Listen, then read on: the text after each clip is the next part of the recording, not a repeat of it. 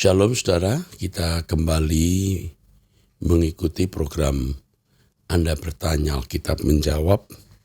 Sekarang kita memasuki episode yang ke-437.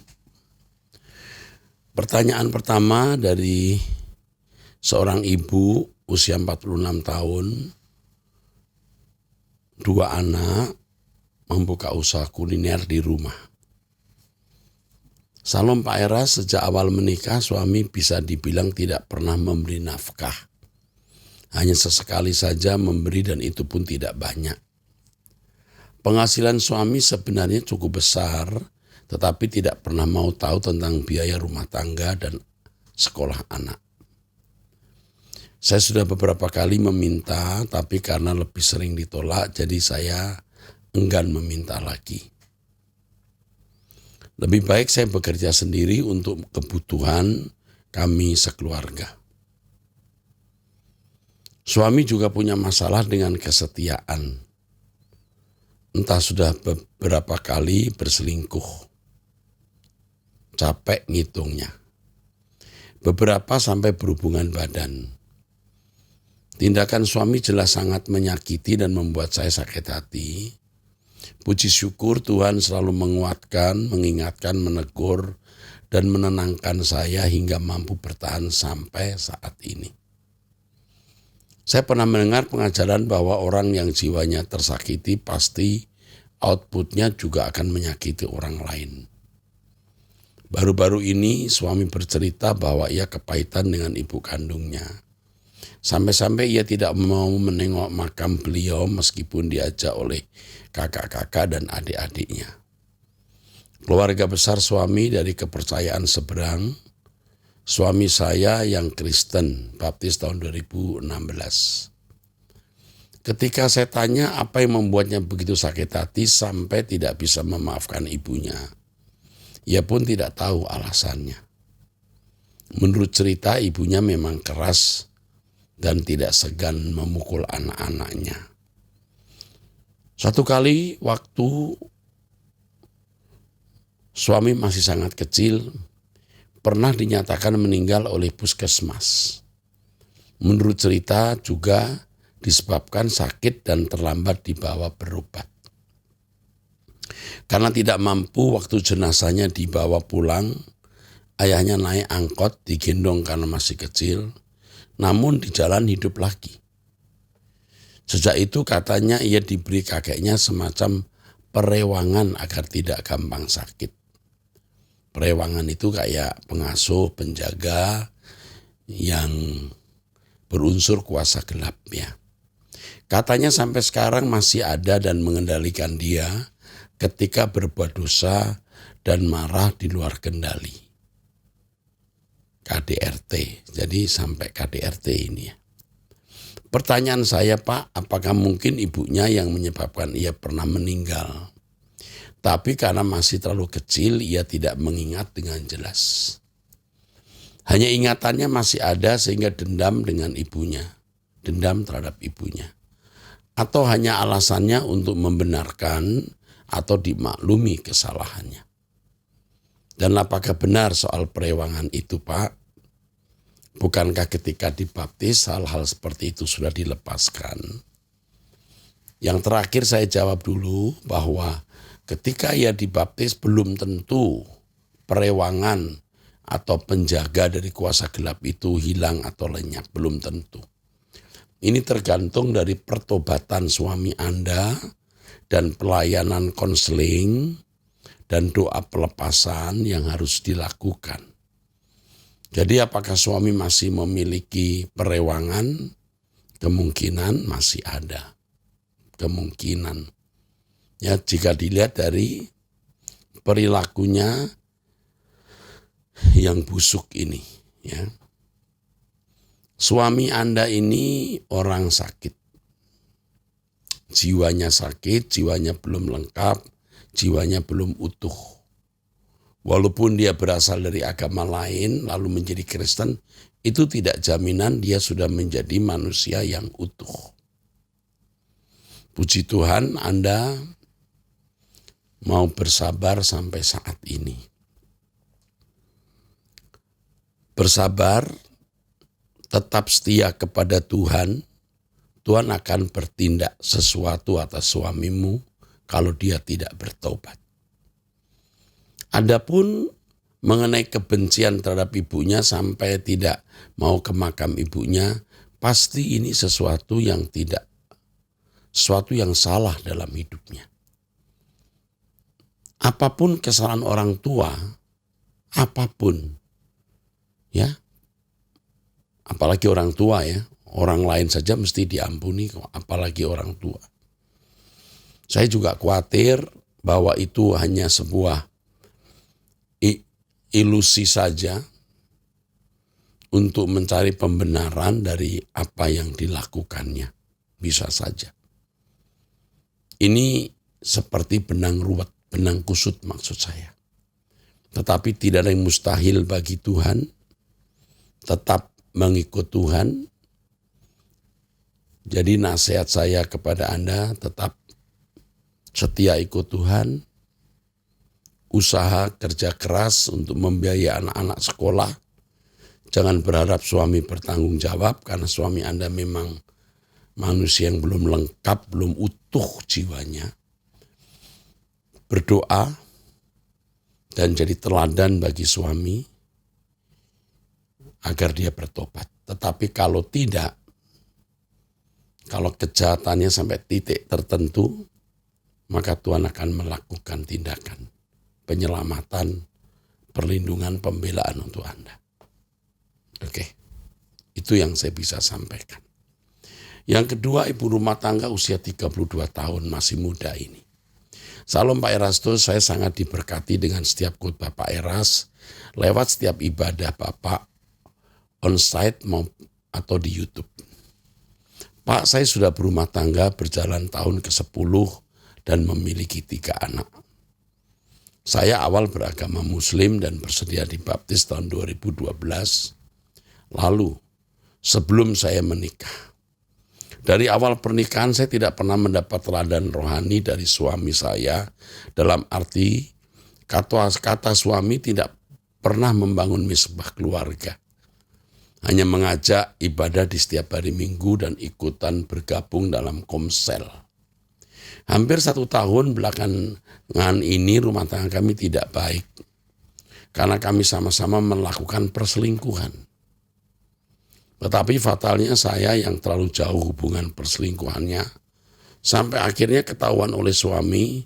Dan saat suami tahu bahwa saya selingkuh, dia pun baru mengakui juga kalau di tahun 2018 dia juga melakukan perselingkuhan terlebih dahulu dan suka main ke panti pijat plus pada tahun 2021.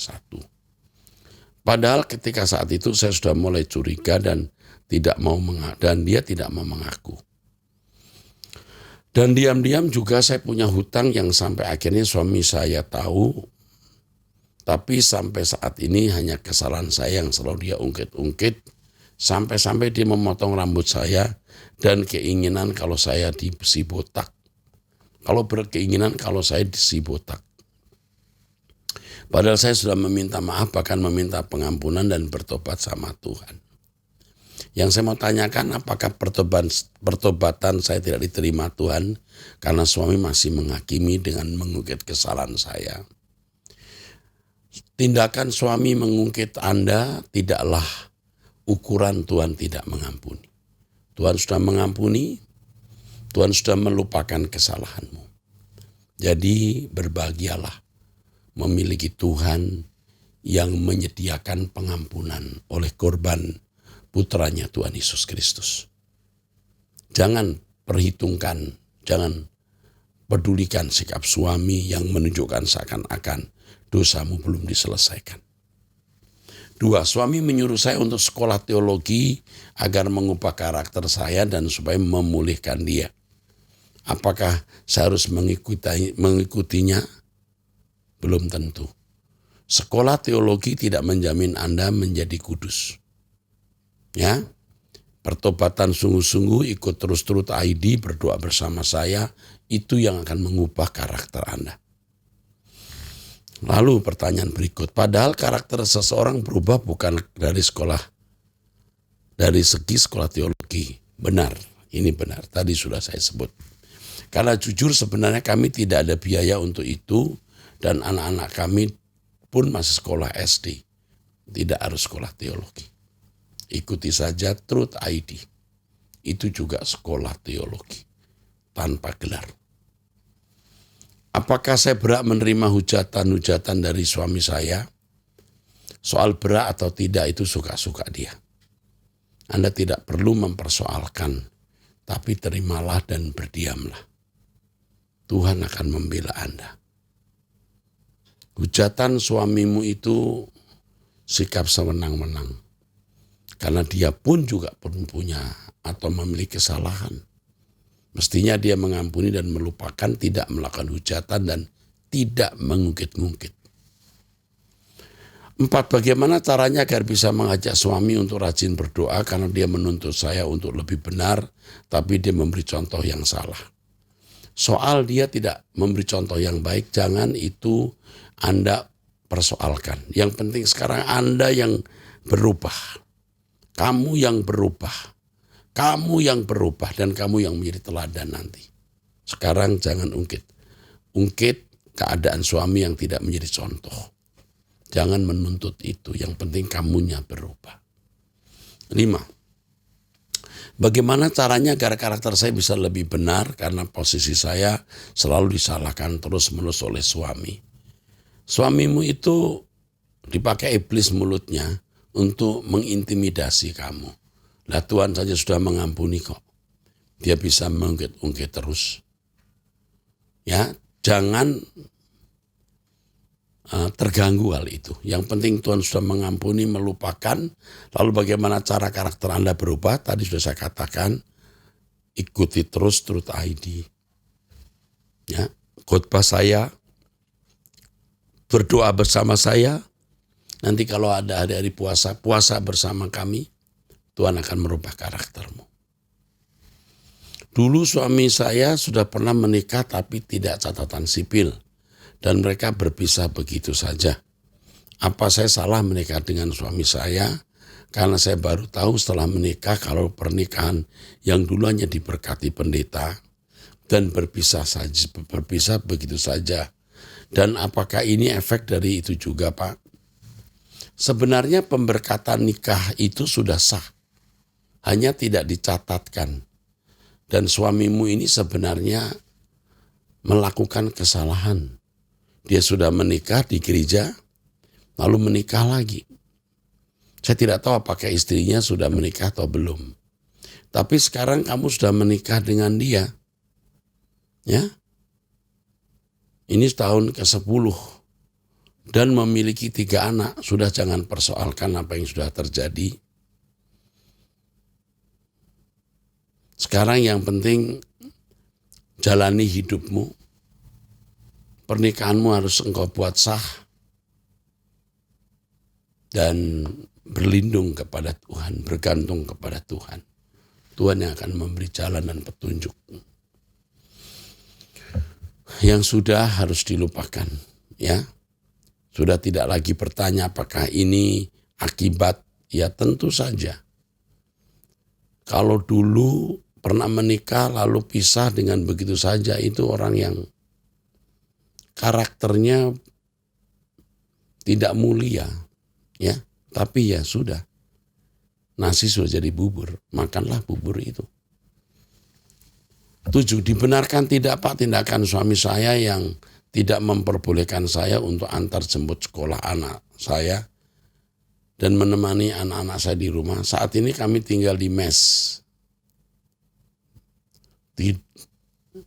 Tidak memperbolehkan ibu ini untuk antar jemput sekolah anak dan menemani anak-anak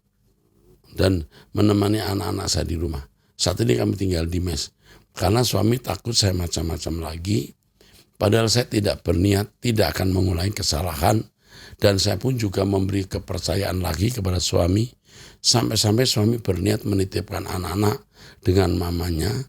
Padahal anak-anak saya tidak mau kalau hanya dengan omanya tanpa saya. Sampai anak saya tidak sekolahnya karena mama mertua saya belum bisa menemaninya di rumah. Apakah baik tindakan seperti itu, Pak? Ini tindakan sewenang-wenang. Ini tindakan yang sangat keliru. Memisahkan ibu dari anak ini jahat. Nggak boleh. Coba kamu ajak bicara lagi.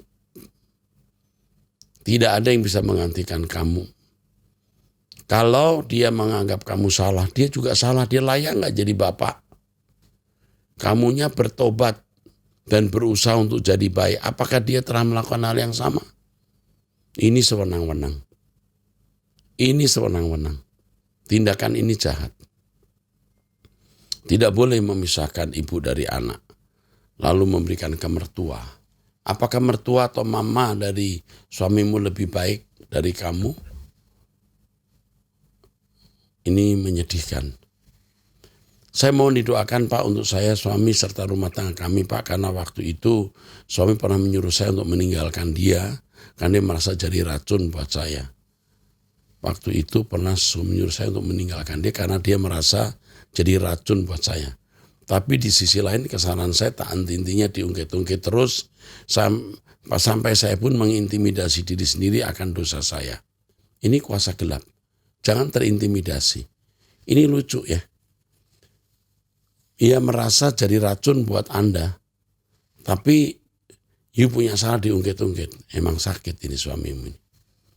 Tapi terimalah dia, doakan dan beri teladan yang baik. Kiranya Tuhan memulihkan rumah tanggamu.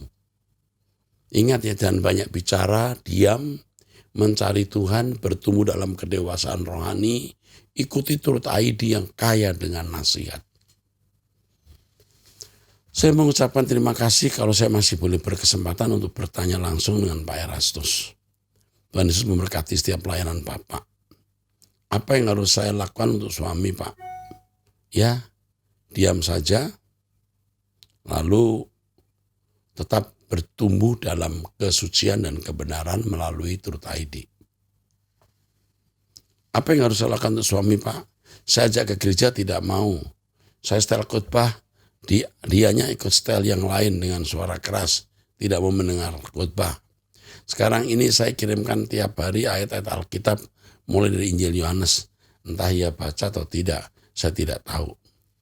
Ya sendiri sebenarnya yang minta, karena saya bilang cara untuk bisa lepas dari kegelapan ya baca firman. Membaca Alkitab tanpa kerinduan, tanpa kehausan, tidak dibukakan oleh Roh Kudus kebenarannya juga percuma. PR-mu masih banyak, pergumulanmu berat, tetapi saya akan mendampingi melalui Truth ID. Pasti banyak jawaban kamu akan peroleh lewat khotbah-khotbah saya dan lewat doa bersama. Hanya itu jalan yang harus saya sampaikan. Ingat ya, jangan berbuat dosa lagi, jangan banyak bicara kepada suami, andalkan Tuhan. Hidupmu benar-benar seperti benang kusut, tetapi Allah yang Maha Kuat bisa menyelesaikan, mengurai kekusutan itu. Pertanyaan yang ketiga, Salam Pak Erastus, saya ingin sekali dijelaskan tentang kematian dan pengangkatan yang saya tanyakan orang yang mati dalam Kristus, rohnya sudah di taman Firdaus, berarti orang mati tidak di tempat lain lagi. Tetap di Firdaus terus di waktu pengangkatan nanti, yang mati dalam Kristus kuburannya terbelah dan orang yang mati dalam Kristus terangkat dan diubahkan. Yang saya tanyakan Pak, saya kira orang mati Kristus kah sudah di taman Firdaus, kenapa lagi harus ada kuburan terbelah atau pengangkatan? Saya kira roh mereka sudah di taman Firdaus. Tolong Pak Pendeta jelaskan. Saya ingin lebih mengerti firman. Oke. Yang pertama, yang namanya Firdaus itu artinya taman.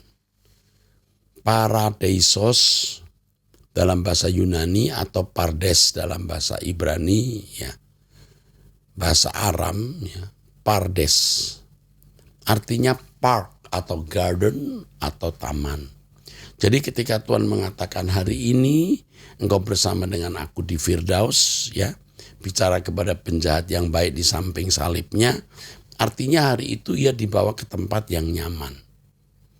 Itu tidak menunjuk tempat, tapi lebih menunjuk suasana. Jadi semua orang mati itu semua dibawa ke yang namanya Hades, dunia orang mati. Tetapi di Hades itu ternyata ada Firdaus atau yang nyaman. Dunia orang mati itu pasti ada yang nyaman, ada yang tidak nyaman. Nah, mengenai kubur terbelah itu hanya sebuah ilustrasi. Sebab nanti orang mati itu, saudara, orang mati di kuburan itu kan juga tulang belulang saja. Bahkan tulang belulangnya pun kadang-kadang sudah menyatu dengan tanah. Sudah tidak ada. Nah, disinilah rahasia kehidupan yang kita tidak tahu. Yang penting nanti setiap kita yang sekarang rohnya di Eden, maksud di Firdaus ya, itu akan mendapatkan tubuh kemuliaan. Lalu prosesnya bagaimana kita tidak tahu. Jadi kalau ada kubur terbelah itu hanya sebuah ilustrasi saja. Ya, jangan kebayang itu nanti kubur terbelah orang bangkit. Lah udah menyatu dengan tanah dan kadang-kadang juga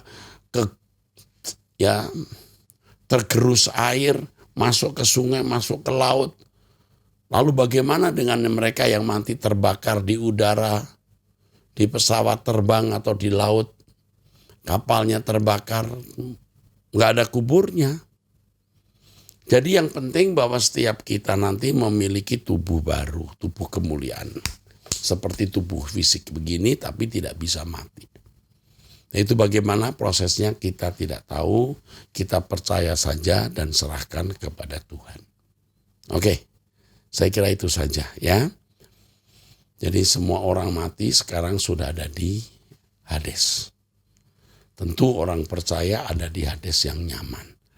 Sampai nanti Tuhan Yesus datang akan mendapat tubuh baru.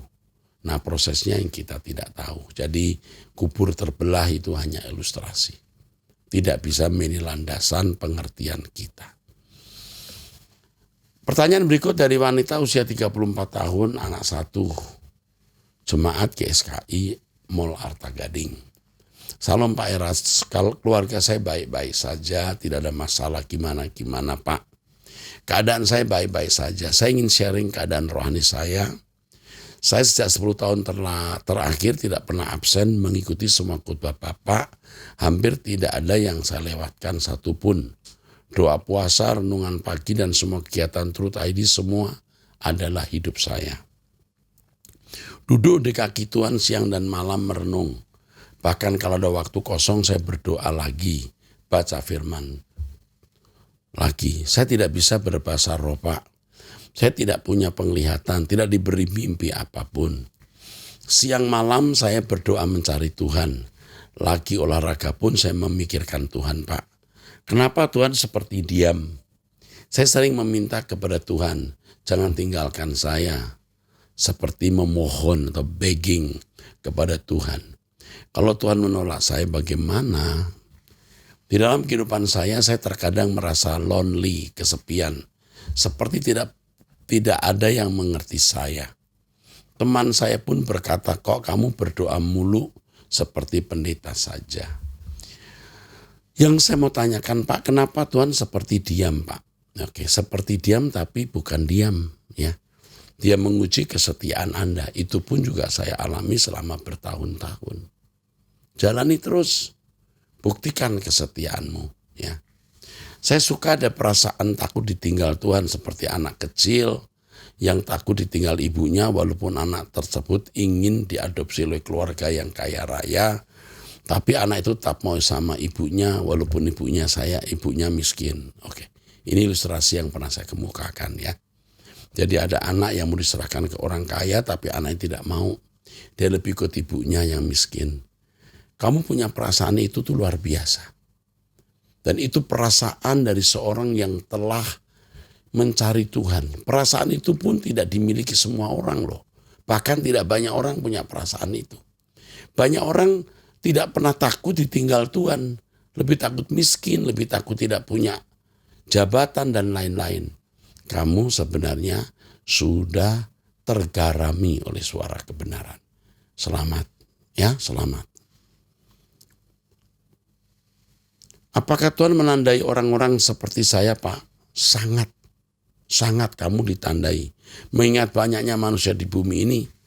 Apa ketakutan saya ini wajar? Tidak wajar. Tapi sangat mulia, sangat positif, sangat kudus. Di mata dunia tidak wajar, di mata Allah kamu benar. Kamu orang yang haus dan lapar akan Tuhan. Pak, saya seperti orang tidak wajar dan abnormal. Bagus. Saya pun juga seperti itu. Ya. Terima kasih ya Pak, mau membacakan God bless Bapak. Oke. Kamu sudah diluluskan dari kewajaran anak dunia menjadi kewajaran anak Allah. Tidak normal di mata dunia, tapi normal di mata Allah. Selamat ya. Saya senang sekali karena hasil pelayanan Truth ID menghasilkan orang seperti kamu. Puji Tuhan, tetap setia. Kamu akan mengalami hal-hal luar biasa. Buktikan ucapan saya ini, kamu akan mengalami hal-hal luar biasa. Allah akan menunjukkan kehadirannya. Yang terakhir ini ya, dari seorang ibu usia 60 tahun. Ini jemaat satu gereja di Surabaya. Salam Pak Erastus, saya sering mendengar khotbah Bapak di YouTube. Saya ingin menanyakan mengenai salah satu jemaat di gereja saya. Ada seorang ibu janda, anak-anaknya ada yang Kristen, ada yang Muslim. Tapi semua anaknya tidak membantu ibu ini secara finansial, sehingga ibu ini berutang ke beberapa orang, pedagang, tetangga, untuk membeli keperluan sehari-hari. Gereja ada memberi bantuan sembako, tapi sekadarnya, dan ada jemaat yang memberi makanan dan uang juga. Saya tidak tahu pasti kenapa semua anaknya tidak memperhatikan ibunya. Memang anaknya tidak kaya, tapi seharusnya bisa membantu ibunya. Ya, anaknya ada yang Kristen, ada yang Muslim. Ya, nah, mengenai agama ini tidak menjamin. Banyak orang Kristen yang baik, juga banyak yang tidak baik. Banyak orang Muslim yang tidak baik, tapi juga sangat banyak yang baik. Ya. Jadi agama tidak menentukan. Sekali lagi ada orang Kristen yang baik, ada orang Kristen yang tidak baik, ada orang Muslim baik, ada orang Muslim yang tidak baik. Ini tergantung individu. Nah kalau sampai tidak memperhatikan orang tua, mau Kristen, mau Muslim, mau Buddha, mau Hindu tetap salah. Keliru. Ya. Mau orang ateis juga keliru. Nggak boleh. Apalagi Anda orang percaya. Orang yang tidak merawat orang tua, anggaplah dia sebagai orang yang tidak mengenal Tuhan. Yang ingin saya tanyakan Pak, kalau saya lihat ibu ini suka belajar firman Tuhan, sungguh-sungguh dalam Tuhan, tapi kenapa hidupnya belum mengalami pertolongan Tuhan? Kalau dia terus berutang, dia pasti tidak bisa jadi kesaksian. Ibu ini suka belajar firman Tuhan, saya tidak tahu seberapa dia suka dan apa motifnya dia suka. Anda katakan dia sungguh-sungguh dalam Tuhan, kita tidak tahu seberapa sungguh-sungguhnya. Tapi kalau sampai utang terus-menerus sampai tidak bisa bayar, ini ada yang salah dalam hidupnya. 2, seandainya ada jemaat gereja yang mau melunasi utang-utangnya, apakah cara ini mendidik? Belum tentu. Bisa mendidik, bisa tidak. Makanya Anda sebagai yang tahu masalah ini, ibu ya, ini ibu usia 60 tahun, coba dia dilayani. Ditanya. Ya, karena Anda tidak memberikan kepada saya pokok persoalan ibu ini. Anak tidak membantu itu pun mungkin harus tahu alasannya apa. Atau pernah membantu, tapi ibu ini tidak menggunakan dengan baik. Atau membantu, ibu ini kesaksian sana-sini, cerita sana-sini, kalau anaknya tidak membantu. Ya, coba diperiksa lagi ya. Karena saya tahu pasti ibu ini tidak mungkin bisa membayar hutang-hutangnya. Tapi seandainya dilunasi, bagaimana dengan hidupnya selanjutnya? Karena tidak mungkin membantu dia terus-menerus. Ibu ini tidak pernah cerita kalau dia punya hutang. Loh. Saya justru tahu dari orang lain. Terima kasih Tuhan memberkati pelayan Pak Eras. Tahu dari orang lain, Sekarang saatnya ibu tanya langsung ke ibu ini kalau memang Anda memiliki beban. Ya ibu usia udah 60 tahun ini saya kira sudah cukup matang. Anda bisa jadi orang tua atau sahabat paling tidak menanyakan ini loh ada orang cerita. Betul nggak Anda punya hutang? Betulkah anak-anak Anda tidak pernah membantu dan seterusnya? Dan bukan tidak mungkin memang Anda lah yang ditunjuk Tuhan jadi perawat atau suster bagi ibu ini. Oke, saya kira ini episode 437 ya. Jangan lupa mensubscribe Turut ID. Sampai jumpa di episode yang akan datang. Tuhan berkati.